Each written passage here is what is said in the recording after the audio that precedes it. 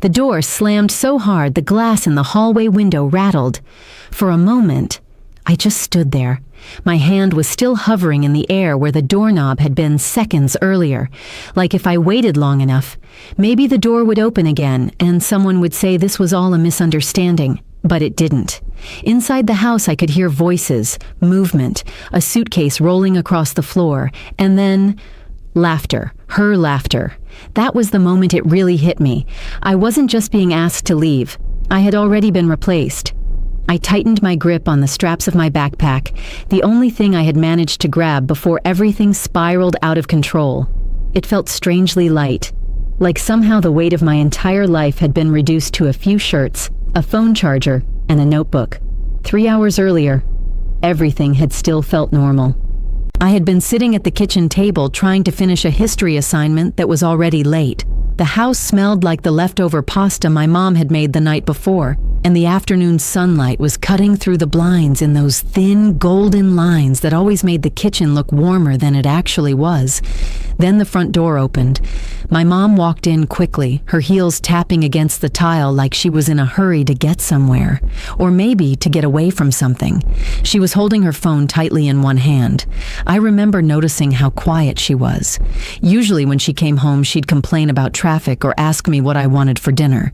But that day, she just stood there for a second, staring at the counter like she was rehearsing something in her head. "Hey," I said casually, not looking up from my notebook. No response. That's when I finally looked up. Her expression was strange, not angry, not sad, just careful, like someone walking across thin ice.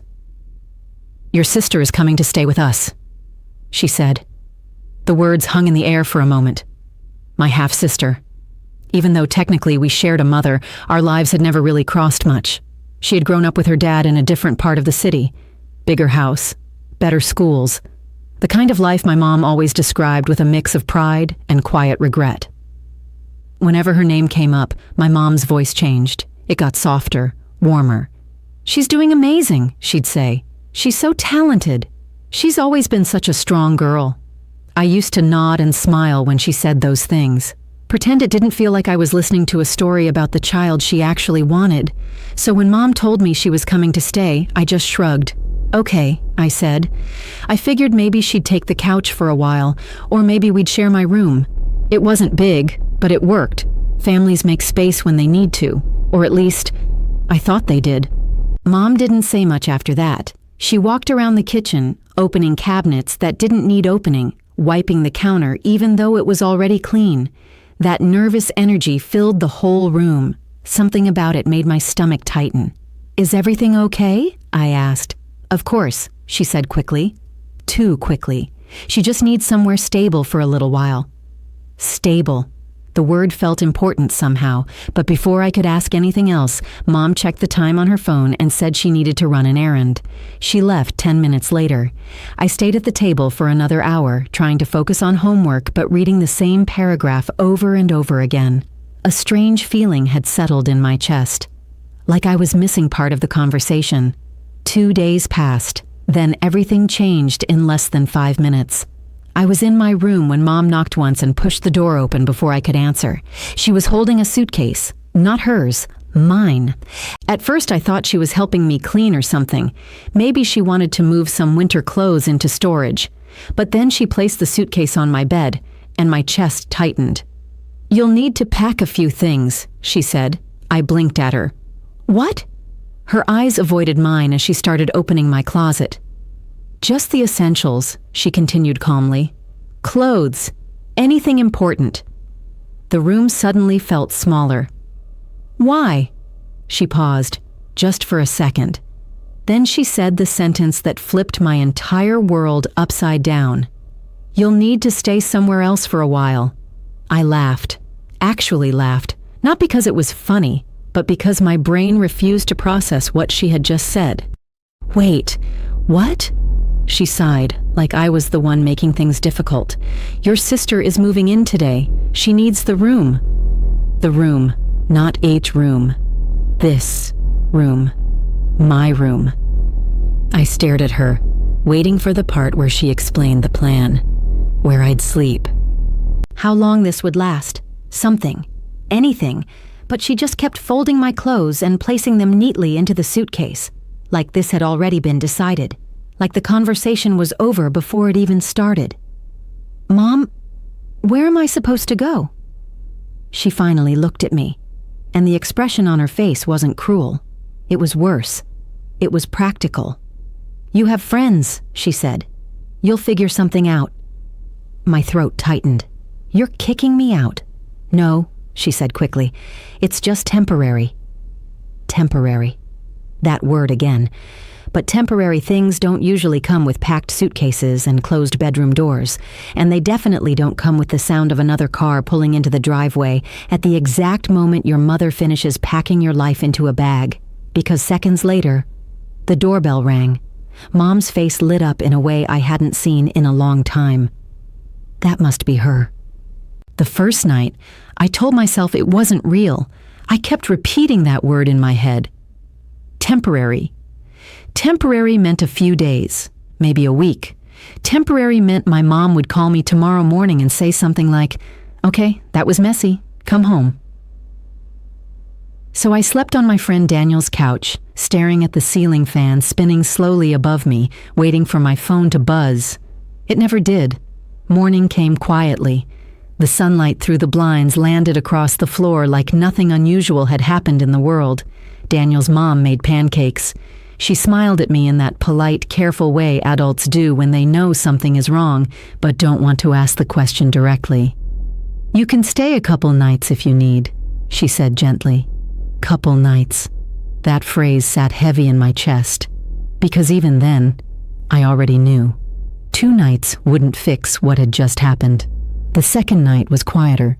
The house felt smaller somehow. Conversations in the kitchen lowered when I walked past.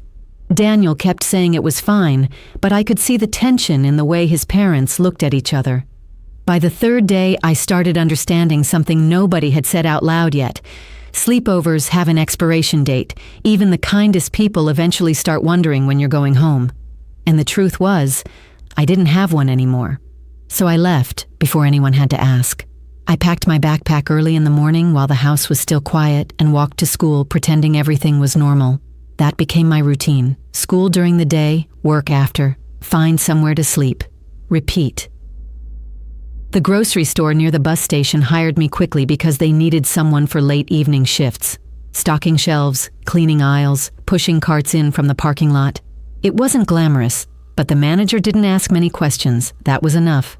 Some nights, when the store was almost empty and the fluorescent lights buzzed overhead, I'd catch my reflection in the freezer doors. I barely recognized the person staring back. Not because I looked different, but because something inside me had shifted. There's a strange moment that happens when you realize no one is coming to save you. At first it's terrifying. Then, slowly, it becomes quiet. And in that quiet, you start building something new, a routine, a survival plan. I started taking extra shifts whenever they were available. The paychecks were small, but they meant I could buy food without asking anyone. Sometimes I slept at a different friend's house. Sometimes I stayed late at the library until it closed. And sometimes, when there were no other options, I rode the last bus around the city just to stay warm. 3 months. That's how long it lasted. 3 months that felt like 3 years. But the strangest part wasn't the exhaustion. It wasn't the loneliness. It was the silence from my mom. She never called. Not once.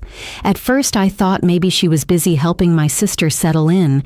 Maybe she assumed I was okay. Maybe she didn't realize how serious things were. But every once in a while, late at night, curiosity got the better of me, and I checked her social media. That's when I saw it. Pictures. Lots of them. Family dinners, movie nights, holiday decorations. My mom smiling wider than I'd seen in years. And right beside her, my half-sister. Perfect hair, perfect clothes, perfect life. There was one picture that hit harder than the others. It was taken inside my old bedroom. I recognized the desk immediately. The lamp, even the scratch on the corner of the dresser where I had dropped a skateboard years earlier. Except now everything looked different, cleaner, brighter. like my existence had been carefully erased. My sister sat in the chair, smiling at the camera, surrounded by neatly organized books and new decorations. The caption read, "Finally have my girl home where she belongs." I stared at those words for a long time. Where she belongs. The comment section was full of heart emojis and supportive messages from relatives I hadn't heard from in years. Nobody asked where I was. Nobody noticed the empty space in the family photo. That's when the realization started creeping in. Slow at first, then impossible to ignore. Maybe I hadn't just been temporarily moved out. Maybe I had been quietly removed, like a piece of furniture someone didn't need anymore. That thought stayed with me for weeks. It followed me through long shifts at the grocery store, through cold bus rides across the city, through the quiet moments when I lay awake wondering how a person becomes invisible inside their own family. But something else started happening too. Something I didn't expect. The fear that had filled my chest during those first nights slowly started fading. Not completely, but enough that something else could take its place. Determination. Because every paycheck meant another step forward. Every problem I solved on my own made me realize something uncomfortable, but powerful. I was learning to survive without the one person who was supposed to protect me. And the more I thought about that, the more one question started forming in the back of my mind. A question that wouldn't leave me alone. If my mom could live her life so easily without me, what else had she been pretending not to see? By the second month, people started noticing. Not the dramatic kind of noticing. No big questions. No sudden interventions. Just small pauses in conversation. Longer looks. Little moments where someone's expression said, "Something about this doesn't add up." It started with my English teacher. Mrs. Carter had always been the observant type. The kind of teacher who noticed when someone stopped turning in assignments. Or when a student who used to speak confidently suddenly avoided raising their hand. For the first few weeks, I managed to hide it. Late homework could be explained. Being tired could be explained. But exhaustion has a way of showing itself no matter how carefully you try to cover it. One afternoon after class, she stopped me near the door. "Everything okay?" she asked casually. The question sounded simple, but something in her voice made it feel heavier. "Yeah," I said quickly, too quickly. She didn't respond right away. Instead, she studied my face for a moment like she was reading a page with missing words. "You've been working a lot lately," she said. It wasn't a question. I nodded. "Just saving up." "For what?" The truth sat right there in my throat. For rent, for food, for survival. But instead, I shrugged. "Just stuff." She didn't push further. At least not that day. But something about the conversation lingered. Because it was the first time an adult had looked at me like they could see past the surface. And once one person notices, others start seeing things too. At the grocery store, my manager began scheduling me more carefully. At first, I thought it was because I was reliable, but one night, while we were closing, he handed me a bottle of water and said something that caught me off guard. "You don't have to take every shift," he said. "I know," I replied. "You look like you haven't slept in a week?" I forced a small laugh. "Just busy." He leaned against the counter, folding his arms. "Kid, busy and exhausted are two different things." For a moment, I wondered if he somehow knew, if the truth had already started leaking out into the world without my permission. But he didn't ask more questions. He just nodded slowly and said, "If you ever need to talk, my office is open." I thanked him and went back to stocking shelves, but the conversation followed me the rest of the night. Because the pattern was becoming harder to ignore. People were starting to sense something. And the strange part was, I wasn't sure whether that made me relieved or terrified. For weeks I had been living in silence. Now the silence was beginning to crack. The real shift happened on a cold Tuesday afternoon. School had ended early that day, and I stayed behind in the library because it was warm and quiet. The librarian didn't mind as long as I kept my head down. I was halfway through a math worksheet when my phone buzzed. A notification. At first I ignored it, but then curiosity got the better of me. It was my mom's social media again. Another photo, another smiling moment frozen in perfect lighting. This time it was a family dinner. My mom sat at the head of the table laughing at something off camera. My half-sister leaned toward her, holding up a glass like they were celebrating something. The caption read, "So proud of my girl, new opportunities ahead." Below it were dozens of comments. Relatives, neighbors, friends, everyone congratulating them. I stared at the picture longer than I should have. Something about it felt off, not emotionally, logically, because the timeline didn't make sense. 3 months earlier, my mom had said my sister needed a stable place to stay. Her father's house had been complicated. That was the word she used. But the girl in the photo didn't look like someone escaping complications. She looked like someone thriving. Designer clothes, new phone, perfectly styled room in the background, and suddenly a thought slipped quietly into my mind, a thought that hadn't been there before. What if the story I had been told wasn't the real one? That idea followed me through the rest of the week, through late shifts, through quiet bus rides, through long hours staring at ceilings that didn't belong to me. And once the question existed, I couldn't stop asking it. Why had my sister really moved in? Why had my mom needed my room specifically? And why had everything happened so suddenly? Like the decision had already been made before anyone told me. The answers started appearing in small, unexpected ways. One afternoon, Mrs. Carter asked me to stay after class again, but this time the conversation felt different, more serious. She closed the classroom door before sitting across from me. "I spoke to the office today," she said carefully. My chest tightened. "About what?" She paused. "About your living situation." The words landed like a stone in my stomach. I felt a flash of panic, not anger, panic. Because once adults start asking questions, things start moving. And when things move, the truth doesn't stay hidden for long. Mrs. Carter watched my reaction closely. "I'm not here to get you in trouble," she said softly. "I'm here because something isn't right."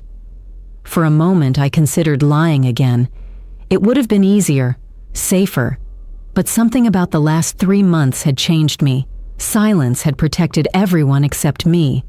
And suddenly, staying quiet felt heavier than telling the truth. So for the first time since that door slammed behind me, I started talking.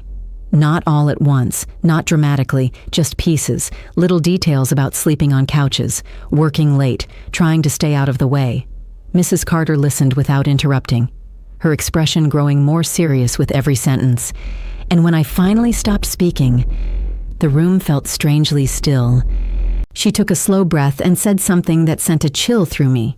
"Your mother told the school something very different." My head lifted immediately. "What do you mean?" Mrs. Carter folded her hands on the desk. "She said you chose to stay with friends temporarily because you wanted more independence." The words echoed in my mind. Chosen, independence. The story suddenly snapped into focus like pieces of a puzzle locking together. My mom hadn't just asked me to leave. She had rewritten the entire situation. And if she had already changed the story once, the question that followed was impossible to ignore. What else had she been hiding? The call came on a Thursday afternoon. I almost didn't answer it. Unknown numbers usually meant spam, and by that point my phone had become something I used mostly for alarms and work schedules. But something made me pick it up. "Hello?" A calm adult voice responded. "Hi, is this Daniel?" My chest tightened immediately. "Yes?" "This is the school administration office. We'd like you to come in tomorrow morning. There will be a meeting with a counselor and your mother." For a moment, the world around me went completely quiet. My mother. Those 2 words felt strange after 3 months of silence. "What's the meeting about?" I asked carefully. There was a brief pause. "Just a conversation about your living situation." Living situation. I knew exactly what that meant. The questions had started moving beyond quiet observations. Now they were reaching the people responsible. And once that happens, the truth has a way of forcing its way into the room whether anyone wants it there or not. That night I barely slept. Not because I was scared, but because my mind kept replaying every moment from the last 3 months. The slammed door, the packed suitcase, the pictures online, the story my mom had apparently told everyone. By morning, one thought had settled firmly in my head. No more silence.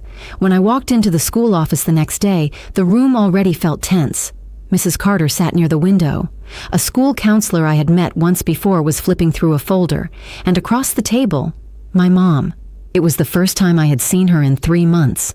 For a second, my brain struggled to process the sight of her sitting there like nothing unusual had happened. She looked the same. Same jacket, same neat hair, same calm expression. But when her eyes met mine, something flickered across her face. Not guilt, more like irritation. As if this meeting was an inconvenience. "Daniel," the counselor said gently, gesturing toward an empty chair. I sat down. The air in the room felt heavy. For a moment, nobody spoke. Then the counselor cleared her throat. "Thank you both for coming. We just want to clarify a few things about Daniel's current housing situation." My mom leaned back in her chair. "He's staying with friends," she said casually. "Temporarily. He wanted some independence." The words were delivered smoothly, like she had rehearsed them many times. For a moment, the room stayed quiet. Then Mrs. Carter spoke. "Daniel has described something very different." My mom's eyes moved toward me immediately, sharp, warning, but something inside me had already changed. 3 months of sleeping on borrowed couches does something to a person. It removes the fear of disappointing someone who already chose to let you go. The counselor looked at me.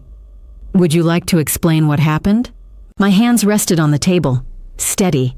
And for the first time since that door slammed behind me, I told the story without softening any part of it.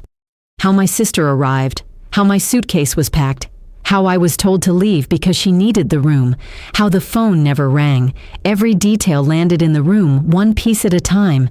When I finished speaking, the silence that followed felt different from before, heavier, unavoidable. The counselor slowly turned toward my mom. "Is that accurate?" My mom let out a short laugh. "Oh, please," she said. "He's exaggerating. Teenagers do that." She waved a dismissive hand toward me. "He wanted freedom. I let him try it." But something had shifted in the room, because now the adults weren't just listening. They were comparing stories. Mrs. Carter opened a folder on the table. Inside were printed screenshots, social media posts, dates, pictures. "Your daughter moved into his bedroom the same day he left the house," she said calmly. My mom's expression tightened slightly. "That doesn't prove anything." Then the counselor added something else. "We also spoke with Daniel's employer." My mom's head turned sharply. "His employer?" "Yes," the counselor said. "He's been working late shifts nearly every night for the past 2 months." The room grew very still. The calm confidence in my mom's posture began to fade, because the picture she had painted was starting to collapse. Independence didn't look like a teenager working night shifts just to afford meals. The counselor leaned forward slightly. "Mrs. Walker, forcing a minor to leave their home without stable housing raises serious concerns." The word "forcing" hung in the air. My mom's face flushed. "I didn't force him," she snapped. "He could have come back any time." That was the moment something inside me finally broke loose. "Really?" I said quietly. The room turned toward me again. I met her eyes directly. "You never called." She opened her mouth to respond, but no words came out. "You never asked where I was," I continued. "You never checked if I had somewhere to sleep." My voice stayed calm, but every sentence landed harder than the last. "You just replaced me." The truth sat there in the center of the table, uncomfortable, impossible to ignore.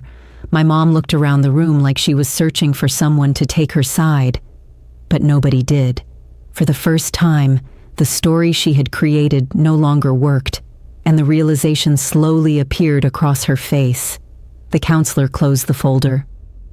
"Based on what we've learned," she said carefully, "we're required to involve Child Protective Services to ensure Daniel has a safe and stable living environment." The consequences had finally arrived. Not loudly, not dramatically, just firmly.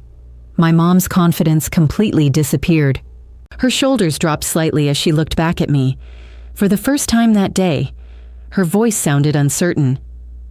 "Daniel, you could have just come home." I stared at her. 3 months of cold nights, 3 months of silence, 3 months of wondering why I wasn't worth keeping.